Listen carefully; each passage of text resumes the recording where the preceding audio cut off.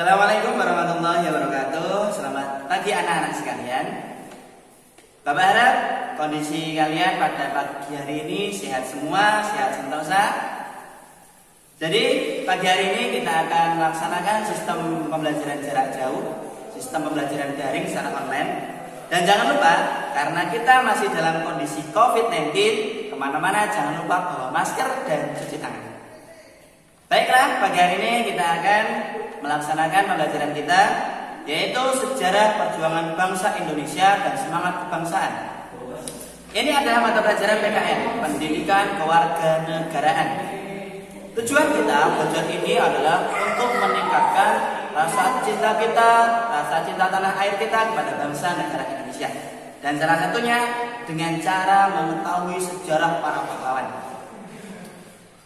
Apakah anak-anak sekalian tahu apa itu pengertian perjuangan?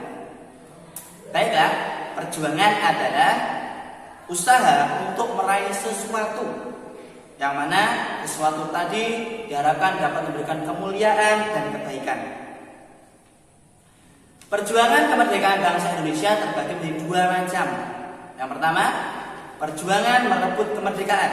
Yang kedua, perjuangan mempertahankan kemerdekaan. Selanjutnya, apakah di antara anak-anak sekalian ada yang tahu apa itu bangsa? Konsep dan istilah bangsa adalah, jadi bangsa itu bangsa Indonesia tercermin dari banyak bangsa, banyak suku dan budaya, tapi tetap disatukan dengan satu wadah, yaitu Bhinneka Tunggal Ika. Dengan konsep Bhinneka Tunggal Ika ini, meskipun kita banyak suku, banyak budaya, dan berbagai macam pulau, kita tetap dalam satu kesatuan. Jadi ingat-ingat ya anak-anak sekalian, kita berlandaskan Bhinneka Tunggal Ika. Berbeda-beda tapi tetap satu. Sejarah bangsa Indonesia, ya, sejarah perjuangan bangsa Indonesia dan semangat kebangsaan ini, kita harus tahu sejarahnya. Tujuannya apa? Supaya kita bisa makin mencintai bangsa Indonesia, supaya kita makin mencintai tanah air. Sejarah perjuangan bangsa Indonesia ini mencapai kemerdekaannya pada abad ke-20. Tepatnya setelah melalui proses dekolonisasi, yaitu antara tahun 1945 dan sampai 1955. Jadi bangsa-bangsa di Asia Afrika pada tenggang tahun tersebut mulai banyak yang merebut kemerdekaannya. Di antaranya Indonesia, Malaysia, Filipina, Thailand. Pada tahun tersebut, negara-negara di Asia Afrika mulai bangkit untuk merebut kemerdekaannya dari penjajahan kolonial Belanda. Perjuangan di Indonesia sendiri merebut kemerdekaan dibagi menjadi dua seperti Bapak katakan tadi, yaitu yang pertama perjuangan merebut kemerdekaan, yang kedua perjuangan mempertahankan kemerdekaan. Perjuangan merebut kemerdekaan juga dibagi menjadi dua, yaitu perjuangan sebelum abad 20 dan perjuangan setelah abad ke-20. Yang kita bahas sekarang, yang kita bahas pertama adalah perjuangan sebelum abad ke-20. Kita tahu pada zaman dulu sebelum Indonesia merdeka, negara Indonesia adalah negara yang berbentuk kerajaan. Ada Raja Majapahit, ada Sriwijaya, ada Samudra Pasai, dan banyak-banyak kerajaan lagi. Nah, di situ ketika pemerintahan kolonial mulai menyerang Indonesia, jadi yang pertama kali menjajah Indonesia adalah negara Portugis. Dia harus tahu ya anak-anak ya. Yang pertama kali menyerang, yang pertama kali menjajah Indonesia adalah Portugis. Kenapa kok orang Portugis datang ke Indonesia? Banyak tujuannya. Jadi yang pertama adalah dorongan ekonomi. Pada waktu itu di Portugis sedang sibuk dengan mencari rempah-rempah. Di Indonesia, bagaimana kita tahu, Indonesia adalah negara yang menjadi pusat rempah-rempah di dunia. Jadi negara Portugis datang tujuannya untuk mencari rempah-rempah. Itu yang pertama.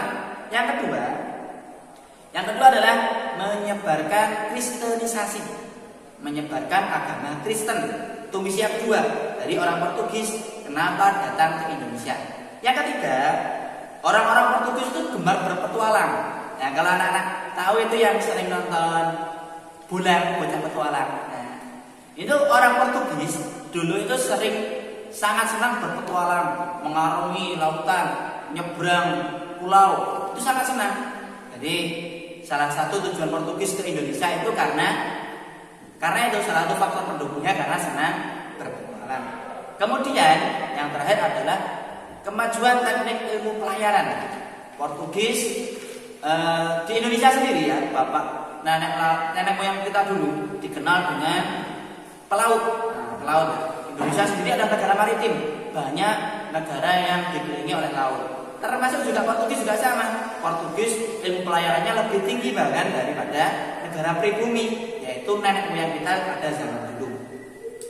Portugis datang ke Indonesia itu dengan menerapkan sistem perdagangan monopoli, dikuasai sendiri. Jadi karena Portugis, kemudian dipelopori oleh Portugis, datang Belanda, datang orang-orang Eropa yang lain datang ke Indonesia.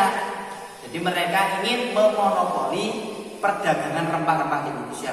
Dan yang paling lama kita tahu adalah Belanda menjajah Indonesia selama 350 tahun, 3,5 abad. Wah, ini sangat luar biasa sekali. Di antara perjuangan merebut kemerdekaan sebelum abad 20, kita mengenal banyak nama pahlawan. Ada Pangeran Diponegoro, ada Tuanku Imam Bonjol, dari Aceh ada Tengku Umar dengan istrinya Cut Nyak Dieng, dan banyak lagi pahlawan-pahlawan kemerdekaan yang berasal dari Indonesia. Selanjutnya itu tadi adalah bahasanya pahlawan atau pejuang-pejuang yang tidak terima karena negara Indonesia dijajah oleh Portugis yang pertama, yang kedua oleh Belanda. Selanjutnya nanti yang ketiga ada Jepang, kemudian ada Perancis juga. Oh, banyak yang menjajah Indonesia. Kenapa kok Indonesia dijajah? Karena Indonesia itu negara yang luar biasa, negara yang makmur. Kemudian selanjutnya Bapak lanjutkan. Di sini tadi kan perjuangan ada dua. Perjuangan sebelum abad 20, yang selanjutnya adalah perjuangan setelah abad 20. Perjuangan setelah abad 20 ini lebih menggunakan pemikiran. Maksudnya, jadi masyarakat Indonesia pada itu mulai pinter. Jadi beberapa orang itu ada yang sekolah luar negeri bahkan mereka mulai mencanangkan namanya nasionalisme, rasa cinta tanah air, nggak terima negara Indonesia dijajah. Di sini ada beberapa organisasi perjuangan setelah abad 20. Yang pertama ada Budi Utomo. Budi Utomo didirikan oleh Dr. Wahidin Sudiro Husodo. Jadi ini adalah organisasi pertama, organisasi perjuangan. Yang selanjutnya ada Serikat Islam. Serikat Islam didirikan oleh Kiai Haji Saman Hudi. Kiai Haji Saman Hudi ya. Ini tujuannya Serikat Islam ini adalah untuk mewadahi pedagang-pedagang Islam. Kemudian ada Indiske Party. Ini didirikan oleh 3 tokoh, namanya 3 tokoh serangkai, yaitu ada Suwardi Suryaningrat yang biasa kita kenal dengan sebutan, ada yang tahu? Bapak Pendidikan Nasional Indonesia. Wah, pintar, itu adalah Ki Hajar Dewantara. Kemudian yang kedua Dr. Cipto Mangunkusumo, dan yang terakhir ada Thomas Dekker. Jadi tujuan organisasi ini itu untuk mengumpulkan orang-orang Indo-Belanda yang tidak terima dengan pemerintahan penjajah Belanda. Selanjutnya, ini yang paling masyhur, ada Sumpah Pemuda. Anak-anak tahu kapan Sumpah Pemuda? Ya, pintar. Tahun 1928. Ya, untuk meningkatkan rasa cinta tanah air kita, harus hafal Sumpah Pemuda.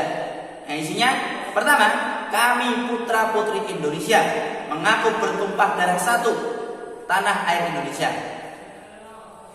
Yang kedua, kami putra-putri Indonesia mengaku berbangsa satu, bangsa Indonesia. Yang ketiga, kami putra-putri Indonesia berbahasa satu, bahasa Indonesia. Itulah isi Sumpah Pemuda yang sampai sekarang diperingati pada tanggal 28 Oktober. Itu adalah Hari Sumpah Pemuda. Ini adalah salah satu bentuk perjuangan untuk mengusir penjajah dari tanah air Indonesia. Kemudian selanjutnya ada taman siswa. Taman siswa ini yang didirikan oleh Menteri Pendidikan pertama Indonesia dan Bapak Pendidikan Indonesia. Siapa tadi? Ki Hajar Dewantoro. Di taman siswa ini bertujuan untuk menumbuhkan rasa semangat nasionalisme, rasa cinta tanah air. Supaya apa? Supaya bangsa Indonesia ini merasakan greget, merasakan semangat untuk merdeka. Kemudian ada Muhammadiyah. Dari namanya kita tahu ini adalah sebuah organisasi keagamaan.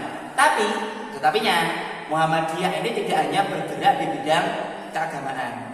Muhammadiyah didirikan oleh salah seorang kiai besar dari Yogyakarta, namanya Kiai Haji Ahmad Dahlan. Muhammadiyah ini bergerak dalam bidang keagamaan dan sosial. Banyak sekali tentang rumah sakit, koperasi, kemudian pendidikan juga didirikan oleh Muhammadiyah. Yang terakhir ada Nahdlatul Ulama. Nahdlatul Ulama didirikan oleh Kiai Haji Hasyim Asy'ari. Kiai Haji Hasyim Asy'ari mendirikan Nahdlatul Ulama pada bulan Januari 1926 ya. Jadi harus tahu Nahdlatul Ulama. Nahdlatul Ulama juga salah satu bentuk organisasi keagamaan yang tidak hanya bergerak di bidang keagamaan, tapi juga sosial dan kemasyarakatan. Termasuk di Nahdlatul Ulama juga mendirikan rumah sakit, pendidikan, koperasi, masjid, dan semua yang berkaitan dengan masyarakat sosial. Nah, itu adalah beberapa sejarah perjuangan bangsa Indonesia sebelum abad 20 dan setelah abad ke-20. Jadi ada sedikit perbedaan perjuangan bangsa Indonesia sebelum abad 20 dan setelah abad 20. Sebelum abad 20 perjuangannya itu lebih terkotak-kotak. Pangeran Diponegoro berjuang sendiri, Tuan Imam Bonjol berjuang sendiri. Setelah abad ke-20, apalagi setelah peristiwa Sumpah Pemuda, jadi pemuda-pemuda Indonesia mulai mencanangkan persatuan. Satu kesatuan yaitu nasionalisme, cinta tanah air, berbangsa satu bangsa Indonesia, berbahasa satu bahasa Indonesia. Ini adalah perjuangan merebut kemerdekaan. Masih ada satu lagi yaitu perjuangan mempertahankan kemerdekaan.